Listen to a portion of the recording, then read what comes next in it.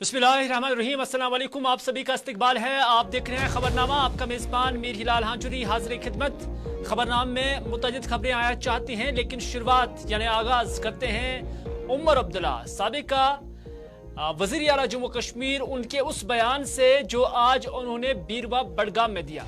साबिक वज़ीर आला उमर अब्दुल्ला ने कहा है कि दफा 370 जम्मू कश्मीर के अवाम की शनाख्त, वकार और इज्जत की लड़ाई है और इस लड़ाई में नेशनल कॉन्फ्रेंस कोई सौदाबाजी नहीं करेगी।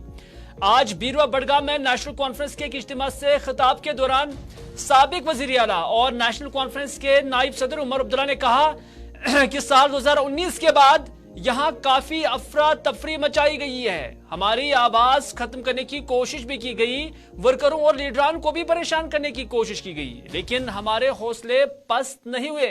उमर अब्दुल्ला ने कहा कि जहां हम 370 की बहाली के लिए जायज और जमहूरी लड़ाई जारी रखे हुए हैं, वहीं हम सरकार के उन दावों को भी एक्सपोज कर रहे हैं जिनमें जम्मू कश्मीर की तरक्की में 370 को हाइल बताया गया था। उमर अब्दुल्ला ने कहा कि 370 जम्मू कश्मीर की आवाम की शनाख्त है, जम्मू कश्मीर की आवाम की इज्जत है और इस लड़ाई को हमने कोर्ट के अंदर और जमहूरी तरीके पर जारी व सारी रखी है।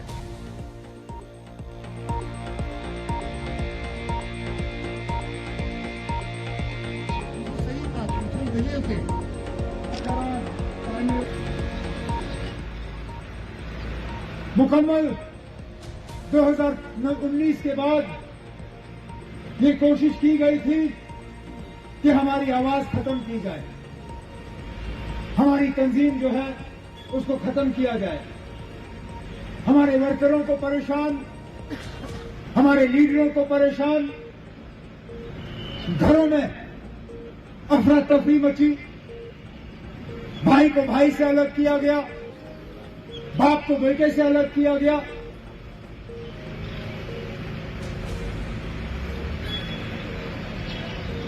लेकिन हम घबराए नहीं, हमने अपनी लड़ाई छोड़ी नहीं, क्योंकि हम जानते हैं जो लड़ाई हम लड़ रहे हैं वो इंसाफ की लड़ाई है, वो सच की लड़ाई है, वो हमारे शनाख्त की लड़ाई है, हमारे पहचान की लड़ाई है, हमारी इज्जत की लड़ाई है, हमारे वकार की लड़ाई है। और इस लड़ाई में हम सौदाबाजी नहीं कर सकते, ना आगे जाके सौदाबाजी करेंगे।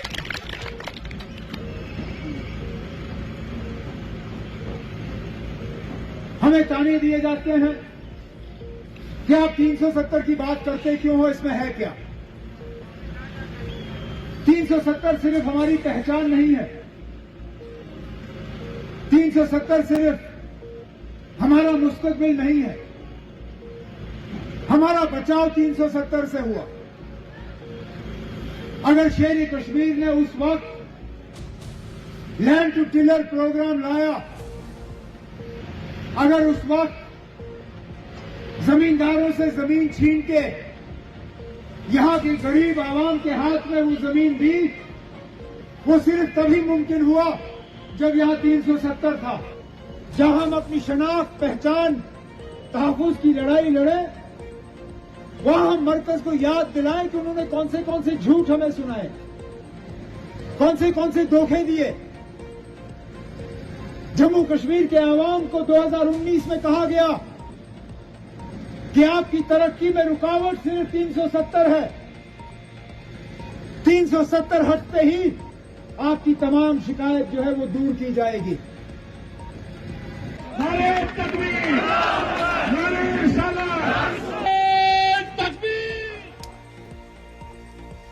उमर अब्दुल्ला यहीं पर नहीं रुके। उमर अब्दुल्ला ने कहा कि उत्तर प्रदेश में भारतीय जनता पार्टी हुकूमत ने एक कानून लाया है जिसमें किसी भी चीज पर हलाल का मुहर लगाना अब जुर्म बन गया है। उमर अब्दुल्ला का ही ये कहना है कि यूपी में मुसलमानों के घरों पर छापे मारे जाते हैं, जिनके घरों में हलाल चीजें पाई जा रही हैं उनके खिलाफ कार्रवाई होती है। उमर अब्दुल्ला ने कहा कि जम्मू कश्मीर में बीजेपी का झंडा थामने वालों को मुखातिब करते हुए उनका कहना था कि तुम जिस किसी पार्टी का भी झंडा उठाओगे वो आपका जमहूरी हक है, लेकिन उसका यह मतलब नहीं कि तुम इसके खिलाफ अपनी आवाज भी नहीं उठा पाओगे। उमर अब्दुल्ला का कहना है कि मुझे खदशा है कि अगर यहां भी बीजेपी की सरकार मुस्तकबिल में आ गई तो यहां भी यूपी जैसे कवानीन लाए जा सकते हैं।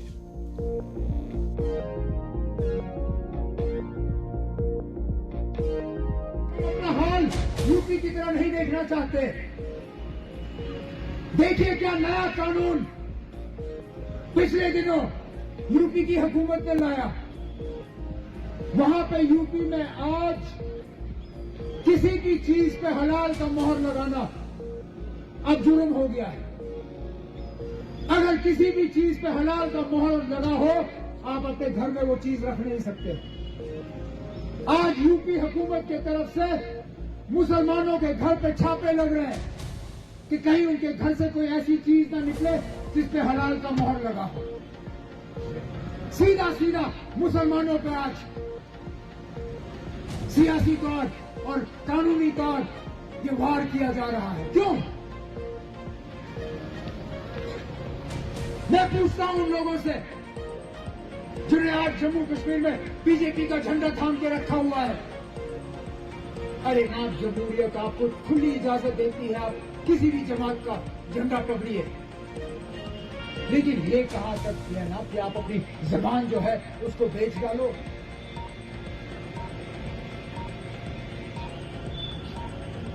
क्या हलाल का मोहर भी लगाना आज गलत हो गया है? क्या इसके खिलाफ आप लोग अपनी आवाज बुलंद नहीं कर सकते हो? और यही हाल अल्लाह ना करे अगर इन लोगों की हुकूमत जम्मू कश्मीर में आई, जो हाल मुसलमानों का ये यूपी में कर रहे हैं, खुदा ना खास्ता, खुदा ना खास्ता, खुदा ना खास्ता यहां पे करेंगे। इसलिए हम ये लड़ाई लड़ रहे हैं। इसलिए हम सुप्रीम कोर्ट गए 370 को बचाने के लिए, 35A को बचाने के लिए, अपनी रियासत वापस लाने के लिए, ताकि जो यूपी के मुसलमानों का हाल हुआ है वो जम्मू कश्मीर के मुसलमानों का हाल नहीं होना चाहिए। और मैं आपको यकीन दिलाता हूं, जब तक जम्मू कश्मीर के एक भी घर में ये हल का निशान आपको नजर आएगा, तब तक हम जम्मू कश्मीर में इस तरह के हालात।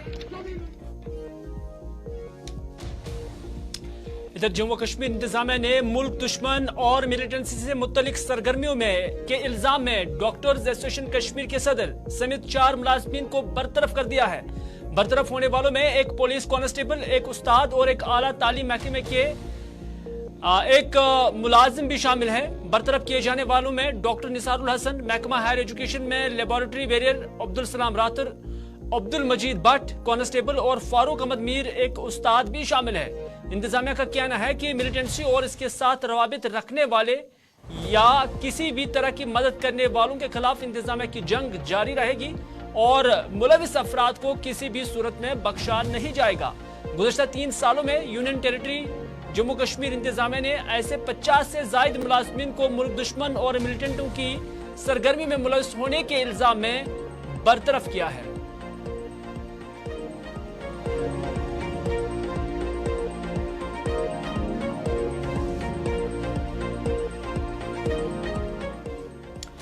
इधर सरहदी जिला राजौरी के कालाकोट इलाके में फोर्सेज और मिलिटेंटों के दरमियान झड़प जारी है। जराये का कहना है कि कालाकोट के बाजीमार इलाके में मुश्तबा अफराद की नकलो हरकत के बाद फौज और एसओजी ने इलाके का मुहासरा किया और तलाशी कार्रवाई शुरू की, जिस दौरान इलाके में मौजूद मिलिटेंटों ने फोर्सेज की तलाशी पार्टी पर गोलियां चलाई, जिसके बाद दोनों के दरमियान गोलियों का तबादला शुरू हुआ, जो कि अभी भी वक्फे से जारी है।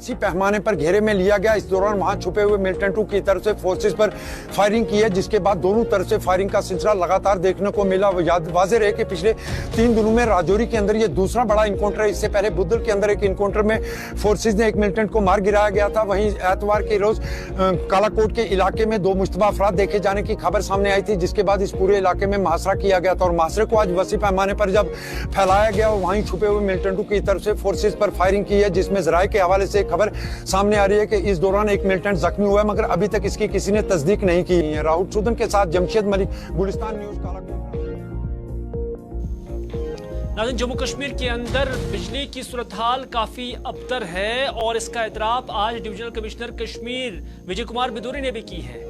कुछ मीडिया जराये के हवाले से जो खबर मिल रही है उसमें यही कहा गया है कि डिविजनल कमिश्नर ने कहा है कि कश्मीर में बिजली की अबतर सूरत हाल को ठीक करने में 1 हफ्ते के अंदर अंदर काबू पाने की कोशिश की जाएगी। यानी सरकार भी बिजली को या बिजली की जो सूरत हाल है, अभी अबतर सूरत हाल है, इस पर काबू पाने के लिए हिकमत अमली मुरतब कर रही है और माना जा रहा है कि अब एडिशनल बिजली जो है वो खरीदने के लिए एक कमेटी तश्कील दी गई है और ये कमेटी बहुत जल्द अपना फैसला देगी, जिसके बाद लेफ्टिनेंट गवर्नर मनोज सिन्हा की जानब से मजीद बिजली खरीदने को लेकर एक हरी झंडी भी दिखाई दे सकती है, क्योंकि डिविजनल कमिश्नर कश्मीर ने जो मीडिया रिपोर्ट्स आ रही हैं उसके मुताबिक कहा है कि सरकार आवाम के मसाइल से वाकिफ है, खासतौर पर जो बिजली की खराब सूरत हाल पिछले कुछ दिनों से कश्मीर के अंदर बन रही है, क्योंकि अनशेड्यूल्ड पावर कट्स की वजह से डिविजनल कमिश्नर कश्मीर ने मीडिया रिपोर्ट्स के हवाले से कहा है कि सरकार इससे बाखबर और वाकिफ है और यही वजह है कि सरकार ने फौरन से पेशतर इस मामले को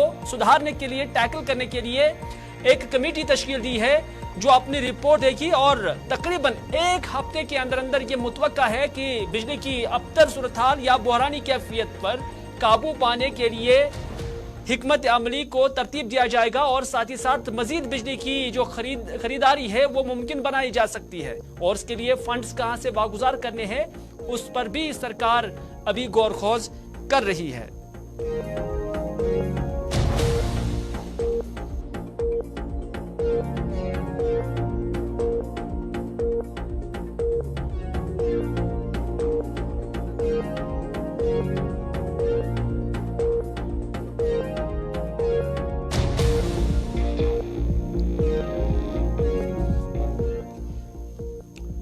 इधर तकिया भटपुरा शाहमौला कुंजर के लोगों ने महकमा पीडीडी के खिलाफ नाराजगी का इजहार करते हुए कहा कि अगरचे मुतल्लिका महकमे की जानब से इलाके के लिए एक बिजली ट्रांसफार्मर मंजूर हुआ, ताहम गुज़श्ता 1.5 साल से बिजली ट्रांसफार्मर नस्ब नहीं किया जा सका, क्योंकि इस ट्रांसफार्मर के लिए महकमा ने ना ही खंबे और ना ही तार को फराहम किया है। मकामी बाशिंदों ने मुतल्लिका महकमे के आला हुकाम से गुजारिश की है कि मंजूर शुदा बिजली ट्रांसफार्मर के लिए तार और खंबे जारी किए जाएं और जल्द अज जल्द ट्रांसफार्मर को नस्ब किया जाए ताकि लोगों के मुश्किलात दूर हो सके।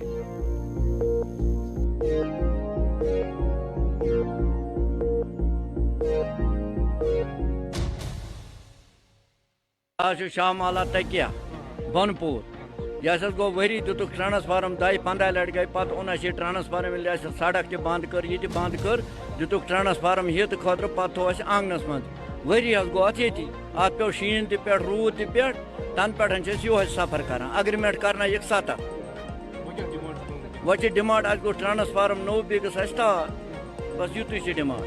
यह शाहमौला भटपोरा अस वोत आज करीबन 1.5 वरी ब्रोट गोस तमाम दफ्तरन मज गोस बिजली डिपार्टमेंटन योतान ये ट्रांसफार्म ओनुम पान 2 रेतन पोकुस लगातार पे अत गोस तंगमर्गी आफिसर तमिस वोन दित पोल तो तार यथ गई आज करीबन अत ट्रांसफार्मस ये 1.5 वरी अनमितिस तम न दुत कह बह गो सोर फी एप्लिकेशन नीम महल कि तरफ नीम लिखित तम न दुप तुम हे तरित बे नीम कह नफर सहें डिपार्टमेंटन कर दोप तुम करू अस कर 7 यह गो बी गर वोल अमिस अग्रीमेंट ये सारे अग्रीमेंट। सरकार एक तरफ इस बिजली की बहरानी कैफियत पर काबू पाने के लिए सरतोड़ कोशिशें कर रही हैं, लेकिन दूसरी जानब बिजली की अदम दस्तयाबी की वजह से अब बैंक ATMs का काम भी मुतासिर हो रहा है। हरी सिंह हाई स्ट्रीट समेत मुतअद्दिद जगहों पर ATM मशीन न चलने के पीछे बिजली की अदम दस्तयाबी वजह बताई जा रही है। कुछ सार्फिन का कहना है कि हम ATM में कार्ड स्वाइप करते हैं तो अचानक बिजली चली गई और हमारा कार्ड और रकम भी मशीन में ही फंस गई। मकामी लोगों का इल्जाम है कि रोजाना लोगों को इस परेशानी का सामना करना पड़ता है और न कोई ATM कार्ड यहाँ पर दस्तयाब रहता है और न ही मशीन को बिजली की फराहमी का कोई दूसरा जरिया है।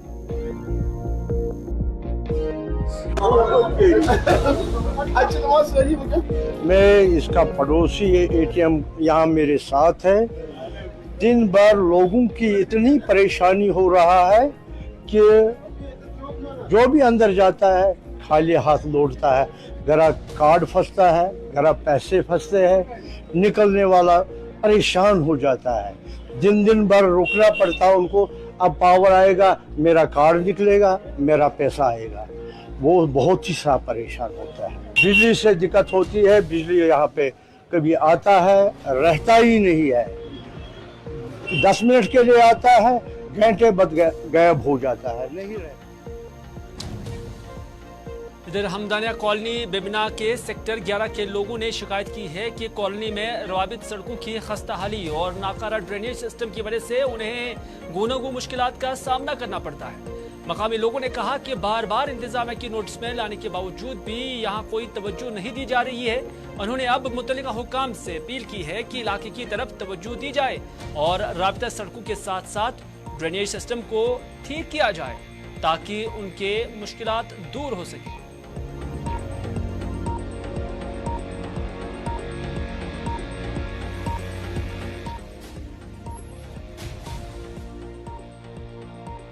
हमदानिया कॉलोनी सेक्टर नंबर 11 ये कल पे 12 सेक्टर कुल इस कहम सेक्टर पथ ये 7 तुरुक 5 तुरुक तो मगर इस कह एवॉइड ये पाने कर रेत पत रेत पोस जमा पे नल वल कर साफ अड़ दिवान कहें सह मुश्किल क्या हालात खराब। तो 2018 कि 19 अने मे सुपारिश बनाए ये ड्रेन यह लगभग 300 फुट ड्रेन बनवित तो पत मकल PDP हुकूमत तो ड्रेन तज रोज अती तो अ ड्रेन वन यह रोज अड़लेची 300 फुट नबर तान लगभग 1000 फुट समान टोटल यह ड्रेन तो अत हेर टिपरन विपरन हूँ यु टिपर विपर वसान मेच वेच सो गई 300 फुटन मज गई यह करे ब्रोह पे स्टार्ट 300 फुट सो गई सारी मेच अत मज जमा नतीज द्राव कि नल साइडस बनम रूद मामूली अगर पे 2-3 घंटन रूद 3-4 आब खसान सड़क तो वारिया मुश्किलात नाज़रीन पुल डोडा में आज 3 नई SRTC बसों का आगाज डिप्टी कमिश्नर हरविंदर सिंह ने किया। आज डिप्टी कमिश्नर डोडा के साथ SSP डोडा और दीगर अफसरान ने यहां रस्मी तौर पर 3 SRTC बसों को ग्रीन सिग्नल दिया और DC ने बताया कि आने वाले दिनों में इस इलाके में ट्रांसपोर्ट सिस्टम को मजीद मजबूत करने के लिए मजीद 5 बसें चलाई जाएंगी। आपको बताते चले कि हाल ही में डोडा के अंदर ही एक मुसाफिर से बड़ी बस को हादसा पेश आया जिसके नतीजे में कई जानें तलफ हो गई थी।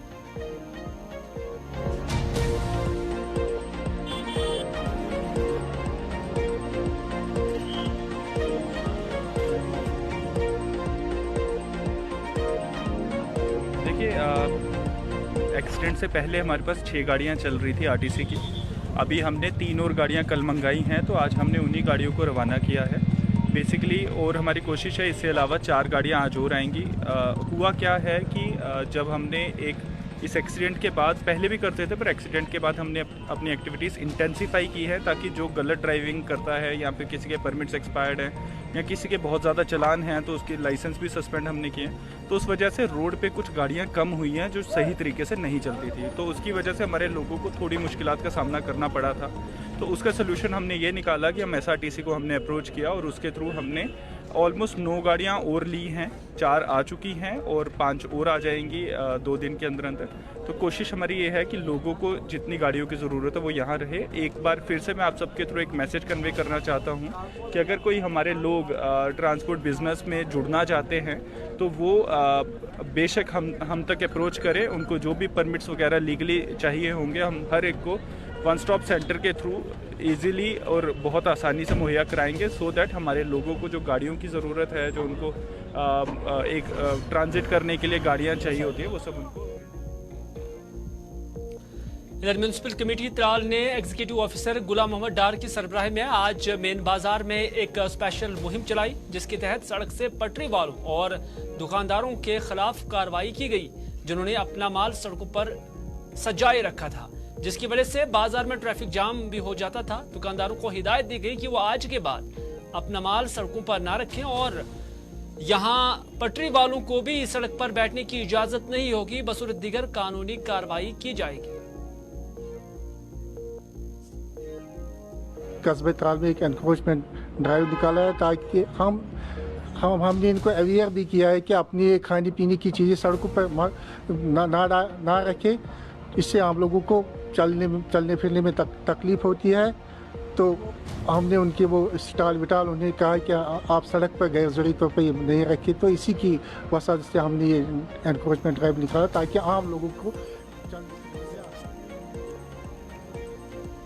खबरनाम में बस इतना ही। अपने मेजबान को दीजिए इजाजत इस वादे के साथ कि आज शाम 4 बजे स्पेशल रिपोर्ट में आपसे फिर होगी मुलाकात। तब तक के लिए खुदा हाफिज, फी अमानिल्लाह।